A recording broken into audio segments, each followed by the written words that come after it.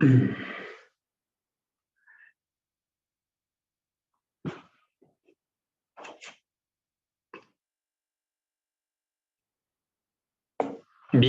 bonjour à tous. Je suis très heureux de vous accueillir pour cette présentation. J'espère que chacun a pu trouver le moyen de se connecter pour rejoindre cet atelier. Le sujet d'aujourd'hui va se décliner dans un format relativement court, de 40 à 45 minutes, dans lequel va vous être présentée une initiative audacieuse. Celle-ci s'inscrit dans une actualité qui, elle aussi, nous invite à être d'audacieux conquérants. Et vous allez le découvrir au fil de cette présentation.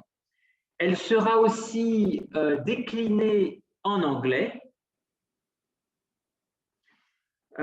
pour favoriser la compréhension auprès de participants qui seraient anglophones. Je vous remercie en tous les cas pour avoir répondu favorablement à cette initiative et merci encore pour votre présence. Je remercie également Jocelyn Le Gall, le consul de France à Cork, d'avoir encouragé cette initiative.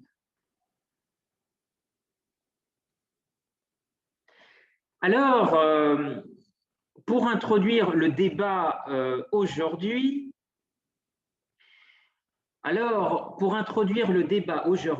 je voudrais rappeler une œuvre d'un très grand écrivain qui a été visionnaire en proposant les États-Unis d'Europe. Cet écrivain précurseur, c'est Victor Hugo, qui aussi a beaucoup regardé l'océan dans une œuvre exceptionnelle qui est Les Travailleurs de la mer. Victor Hugo imagine la figure d'un roi au crinier de l'océan qui refuse l'usage de l'or et de l'argent sans son autorisation. Et la seule monnaie qui est autorisée dans son royaume est le coquillage. Coquillage dont la mer est l'inépuisable coffre-fort. Alors cette prophétie n'est pas tout à fait un hasard puisqu'elle s'est matérialisée d'une façon assez étonnante dans les relations entre la France et l'Irlande, puisque ce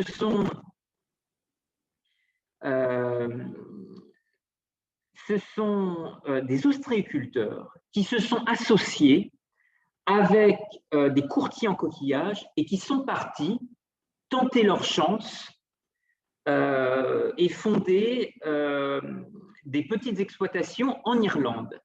Ils ont notamment racheté 2 petites exploitations et fondé Sophie Sailfish, qui est la société franco-irlandaise et qui existe toujours. Ce qui illustre la très grande convoitise des coquillages et en particulier des huîtres. Alors on considère à peu près 86% des huîtres irlandaises sont exportées et partent en France. C'est un processus qui est assez long puisque 3 à 4 années d'élevage sont nécessaires pour obtenir une huître commercialisable. Donc c'est un processus qui aujourd'hui est subventionné par l'Union européenne et toujours est-il que l'ostréiculture ne s'invente pas, puisque les naissins qui arrivent sur les côtes françaises vont suivre plusieurs étapes de croissance et iront ensuite mûrir dans un terroir spécifique. Voilà un exemple, en tous les cas, original qui illustre les relations étonnantes avec nos voisins irlandais. il y en a d'autres. Je pense notamment à cette alchimie étonnante qui est la complémentarité acier-breton-charbon gallois. C'est un pôle d'échange qui a énormément stimulé les échanges maritimes, à la fois au niveau de ports costarmoricains. Certains ont joué un rôle extrêmement important. Peut-être que certains d'entre vous ont en souvenir justement les charbonniers de Jersey. Il y a eu aussi d'autres échanges nombreux avec l'Orient, avec Brest, avec le port de Saint-Malo. Alors, sur les photos qui apparaissent, vous pouvez notamment apercevoir le port du Légué au niveau de Saint-Brieuc.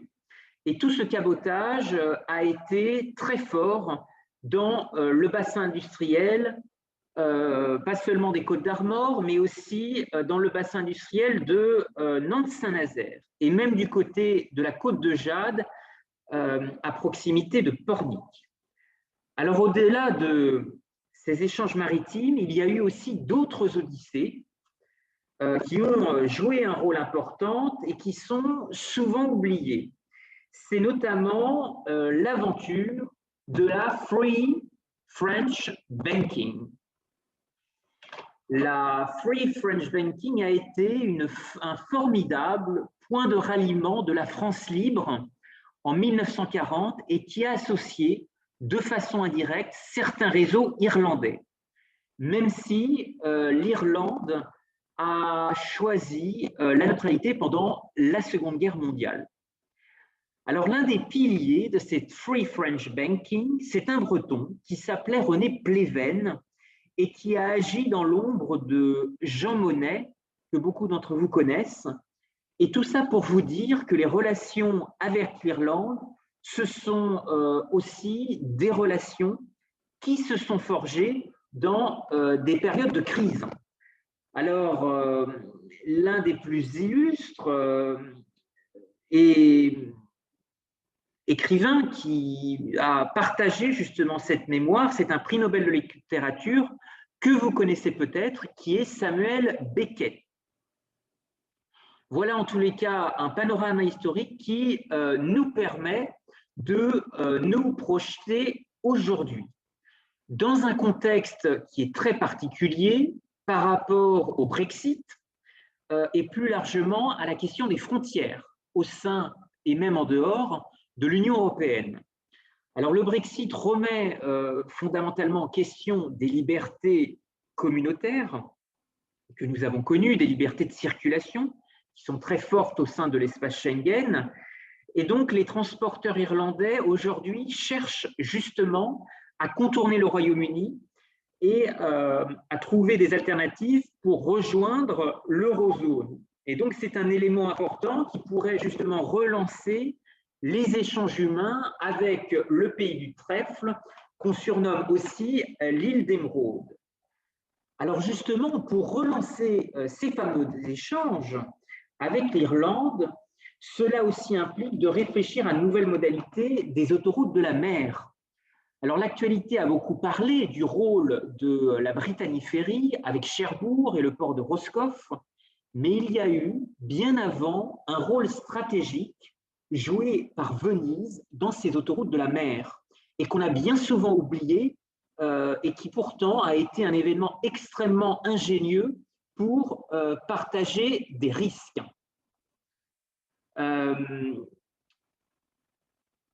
Puisque la Sérénissime République, qui s'appelait, qu'on surnommait Venise, a été aussi la première place pour l'échange de parts dans des navires. Et les marchands du grand commerce mondial y échangeaient des participations dans des galères divisées en carats et mises aux enchères. Et donc ce système a aussi permis un développement exponentiel de l'arsenal de Venise. Alors l'ouverture sur Venise et le commerce du Levant a aussi nourri une relation étonnante avec les comptoirs. Les comptoirs de la Sublime Porte qui était l'Empire ottoman, aussi ouvert et en relation avec un autre empire qui était l'Empire perse, dans ses échanges maritimes et marchands. Et il y a eu un événement majeur qui a souvent été oublié en Irlande en 1847. Ce sont des cargaisons qui ont été envoyées par le sultan depuis la Méditerranée pour apporter une aide humanitaire à l'Irlande. Et il existe encore des traces de ces contacts qui ont été tissés avec la sublime porte et les échelles du Levant. Et tout l'enjeu d'aujourd'hui, il est de partager la prise de risque et par là même l'inclusion financière pour faciliter les échanges. Et c'est un sujet qui est constamment remis sur la table. Depuis 2016, le FMI a publié des études quant à l'impact des technologies blockchain sur l'économie mondiale et interroge les possibilités d'inclusion financière. Alors, c'est une actualité aussi qui est très récente. Vous avez une tribune qui a été publiée par Jean-Yves Le Drian le 2 janvier dernier et qui s'intitule « France, your closest EU neighbor ». France, votre voisin le plus proche. Cette tribune, publiée donc dans les colonnes du Irish Times, vous pouvez la retrouver assez facilement sur Internet. Je vous invite à la parcourir parce qu'elle illustre toutes les formes de coopération que l'on peut aujourd'hui co-construire avec l'Irlande. Cette tribune, elle a aussi le mérite d'ouvrir un débat, et ce débat, je vous propose de l'avoir aujourd'hui au sujet de la Youth Bank. La Youth Bank, elle est un débat au cœur des financements innovants, et j'ai voulu construire cette présentation aujourd'hui en apportant le recul, le vécu, le regard d'un expatrié, puisque j'ai rencontré plusieurs représentants de la diaspora irlandaise au Moyen-Orient, où j'ai travaillé plusieurs années dans le Golfe Persique.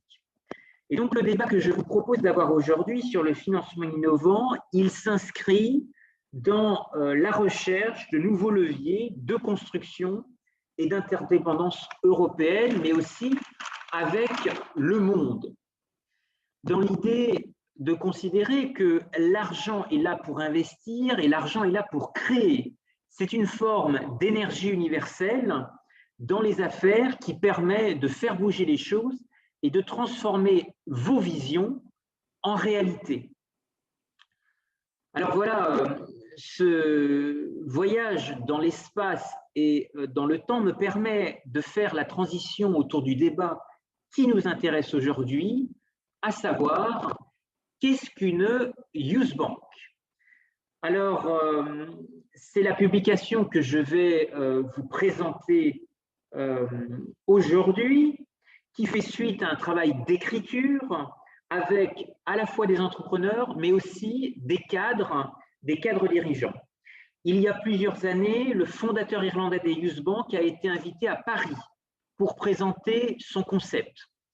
Alors, pour mieux comprendre l'alchimie de ce projet, je vous propose de visionner une petite vidéo en anglais qui va vous expliquer le fonctionnement et la manière opérante de ce dispositif avec justement l'implication des différents acteurs.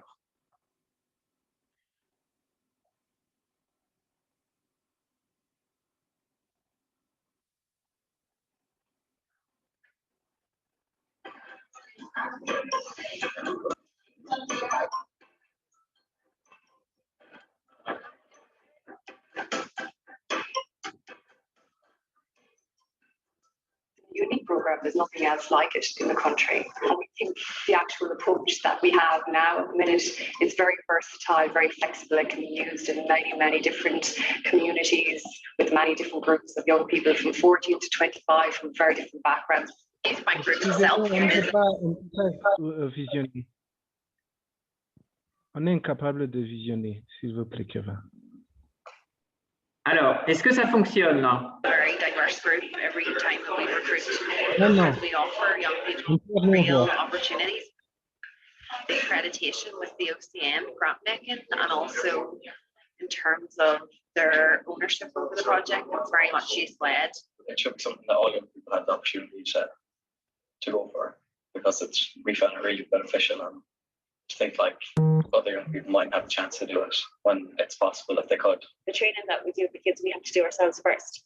So to do the training myself, it's opened my eyes a lot. So now these young people are learning that to grow their own community, to improve their own community, it takes their effort. They can't wait for somebody else to do it. And I think that's a huge lesson. As the leadership one was the main one. Like, I came in and I wasn't confident. I was shy. I wouldn't put my hand up and speak. Now, Youth Bank has taught me that I'm able to do it. Like, I'm able to do it. So when you've got them already doing that in every part of the country, from Banbridge to Balmain, down to Waterford, then you're really making huge strides in improving the community they live in. You know, I think it's something that should be embraced in schools as well. With young people that we've had, I suppose they've been in a transition between secondary school and maybe trying to find employment. So it's been a great opportunity for them to get involved in their community and receive training, which has been fantastic for their CVs, and particularly with the interviewing skills as well. So they were very confident and prepared to go in for their own interviews then for college. So it's given them those really employability skills. A lot of the young people get an awful lot of confidence from the delivery of Youth Bank, because it is, you know, a very inclusive space, safe. It's done at a pace where the young people feel comfortable, you know. So If some of them stay 3-4 years and become leaders and mentors for the next group coming along, when I want to come back as a leader and try and help my own youth bank, it's almost like community regeneration, but it's not done by adults or led by adults in any way. It's young people who affect that change, and any adults that are involved in it, it's just to mentor and support, not to actually make any decisions at all. Really, they're leaders in the community now. It's much, much more than grant making. So youth-friendly and colourful and bright. You know, it's a really fun activity. And the model that we've been using in Ireland, you know, this is the same model that's replicated across the world now. the best part of my working week is doing my Youth Bank. Youth Bank is fairness. Youth Bank is no decision. Youth Bank is making a difference. Youth Bank is giving back.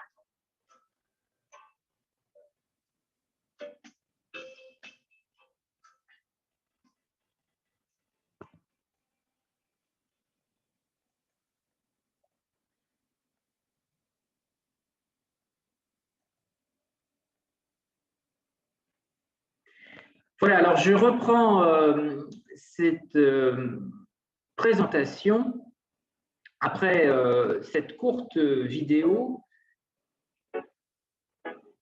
Je vais juste interrompre, voilà, et reprendre. Alors l'idée qui a aussi essaimé au Royaume-Uni, elle est née dans les années 90 en Irlande, où plusieurs organisations en charge de l'expression citoyenne des jeunes s'unissent pour collecter des fonds et notamment financer des projets portés par des jeunes avec une vocation citoyenne. Et la particularité de ces youth banks, c'est qu'elles sont gérées essentiellement par des jeunes âgés entre 20 et 25 ans. Mais des référents plus âgés peuvent venir en appui.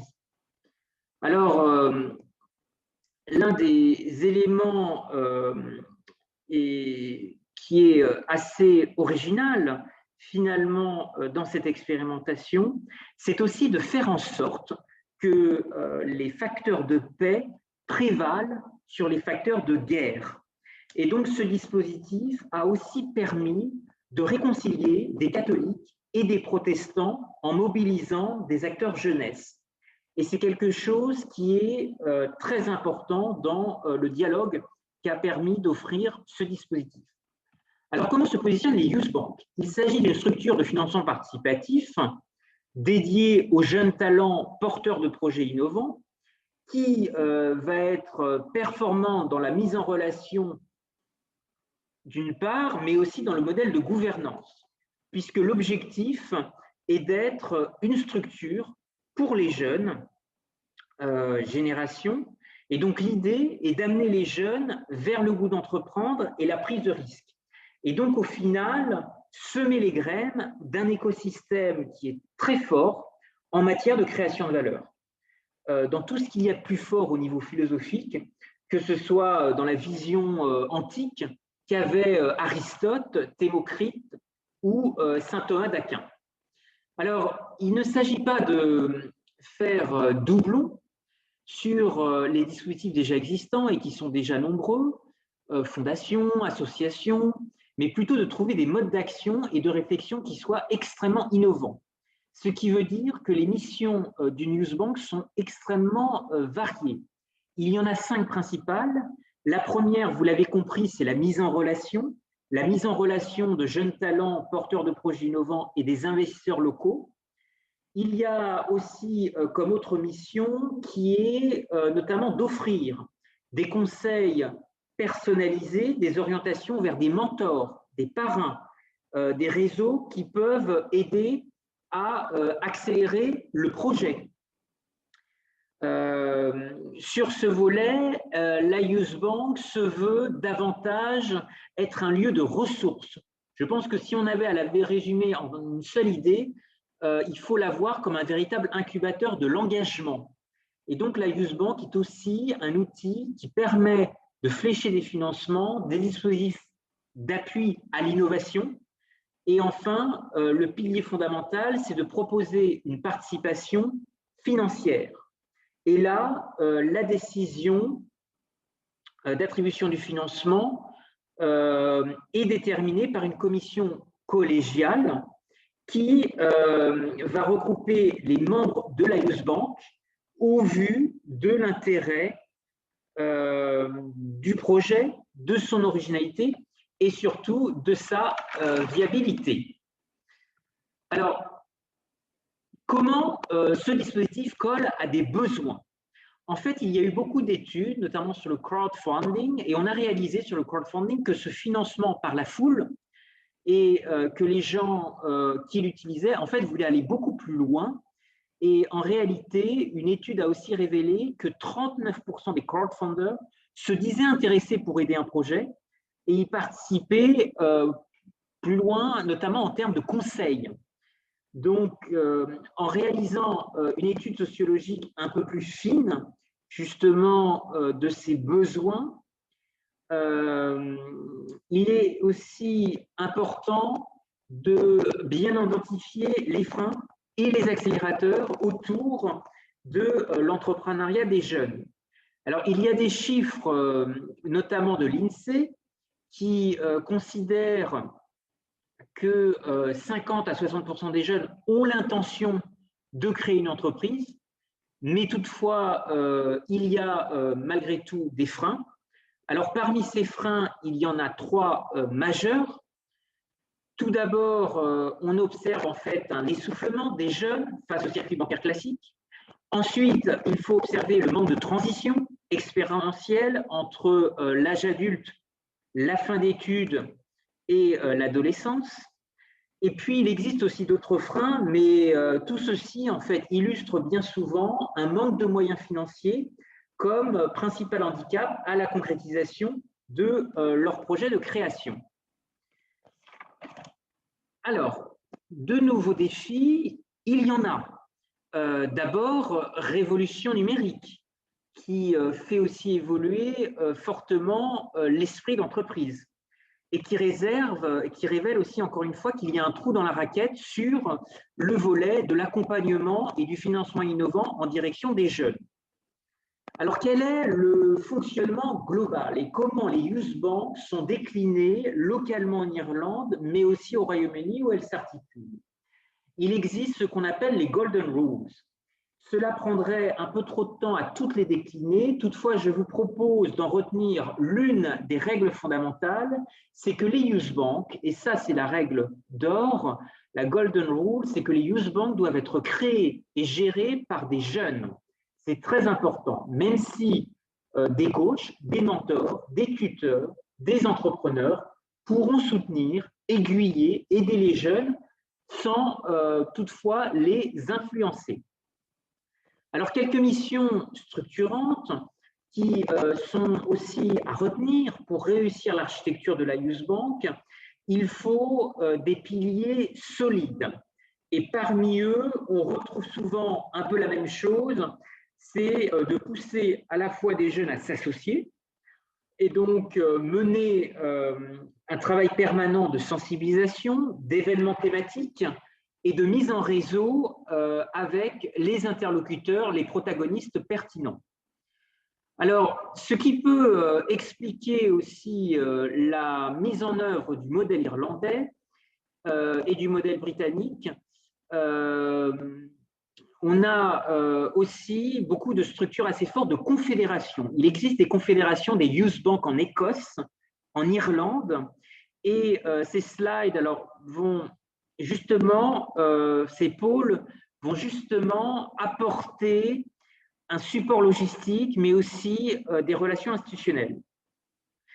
Et donc, ce modèle irlandais, il a, je pense, tout intérêt à se transposer en France, dans des régions.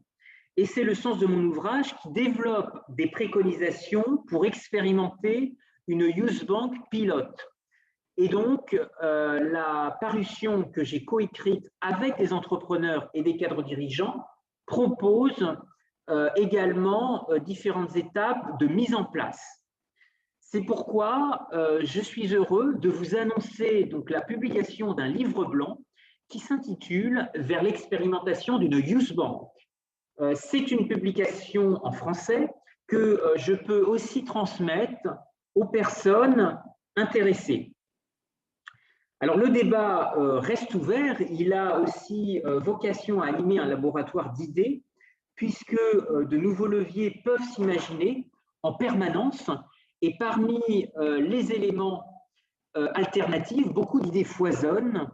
Peut-être que certains d'entre vous ont, à ce titre, entendu parler de ce qu'on appelle le Media for Equity, qui consiste à offrir des espaces publicitaires à des associations et des startups. Et ce sont des grands groupes comme JCDecaux, aussi Aéroports de Paris, qui ont été précurseurs en Europe dans ce domaine. Donc c'est une voie qui est assez intéressante, alors qui peut mobiliser des arrêts de bus, être un outil extrêmement fort de réappropriation de l'espace public. Je pense que c'est une voie, en tous les cas, qui est assez intéressante à explorer dans ce débat. Je vous signale quelques outils numériques pour rester en veille sur le sujet. Si vous souhaitez recueillir la publication ou recevoir d'autres actualités, vous pouvez vous signaler sur des outils numériques et je voudrais vous remercier en tous les cas pour votre attention et vous inviter, si vous le souhaitez, à réagir et avoir un petit moment d'échange qui va maintenant ponctuer le déroulé de ce webinaire. Merci à vous. Avez-vous des réactions? Ou avez-vous des expérimentations que vous avez vues dans d'autres pays? Ou avez-vous pu voir peut-être des idées de partenariat, des dynamiques collaboratives qui pourraient se développer?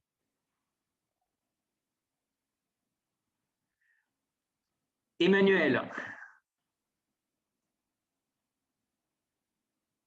Non, pas d'idées? Pas vraiment, pas vraiment. D'accord. Il y a,